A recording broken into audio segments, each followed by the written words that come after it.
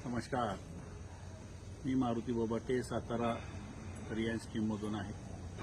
आणि गेले 2 दिवस आम्ही लोणावळा या ठिकाणी श्री राज काळेसर यांच्या एलडीपीसाठी इथं उपस्थित आहोत। गेल्या 2 दिवसांमध्ये जीवन काय आहे, जीवनाचे प्रत्येक पट उलगडण्याचं काम, स्वतःच्या बुद्धीमध्ये जी काय साठलं होतं, जे काय अहमपणा होता,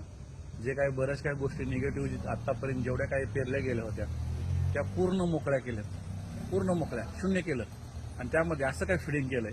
की ते आयुष्यभर पुरल आणि प्रत्येक टप्प्यावरती माणसानं शिकत गेलं पाहिजे। आणि राज काळे सरांचं जे शिक्षण आहे ते जर कोणी घेतलं, प्रत्येकाने एलडीपी जर केला